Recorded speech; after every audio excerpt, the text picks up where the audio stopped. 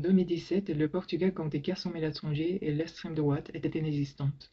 8 ans plus tard, il en a brûlé près de 1,6 million, soit 15% de la population totale, et l'extrême droite s'est imposée comme la deuxième force au Parlement. Attestée un peu partout en Europe, la corrélation entre l'augmentation des flux migratoires et l'ascension des formations xénophobes semble presque mécanique. Le peuple français ne veut plus d'immigration, en déduit Mme Marine Le Pen avant d'appeler à un référendum. Mais quelles questions faudrait-il poser? Revenons au Portugal, en 2008, bien avant le récent boom migratoire. Le pays, frappé par la crise financière, se trouve au bord de la banqueroute. En échange de l'aide, le Fonds monétaire international et l'Union européenne exigent des réformes.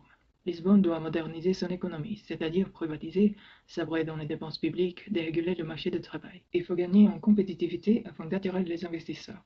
Le Portugal se plie en quatre pour faire entrer de l'argent frais.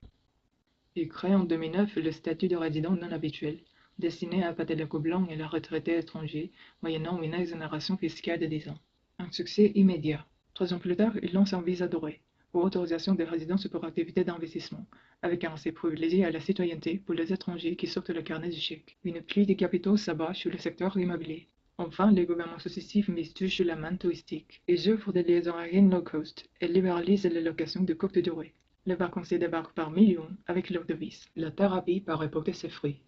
Le Portugal renoue avec la croissance en 2014, sa balance courante devient excédentaire, son déficit public se réduit d'année en année.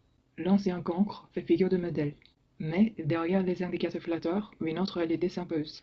Depuis la crise financière, le pays connaît un exode considérable de sa population, avec un pic de 120 000 départs en 2013 et toujours 75 000 en 2023, en majorité des jeunes diplômés. Privés de perspectives dans cette économie d'emploi de services déqualifiés, ils ne parviennent plus à se loger dans les grandes villes où les loyers ont doublé en moins de 10 ans. Près d'un tiers des Portugais âgés de 15 à 39 ans vivent aujourd'hui à l'étranger. Cette émigration a accéléré le vieillissement du pays, qui compte désormais 2 seniors pour chaque jeune, avec un indice de fécondité parmi les plus bas d'Europe. Or, ce ne sont pas les septuagénaires qui vont faire le plonge dans les restaurants, nettoyer les chambres des hôtels ou ramasser les framboises. À l'oreille des années 2020, on a donc fait venir des Brésiliens, des Angolais, des Indiens, des Sri Lankais, des Marocains, etc.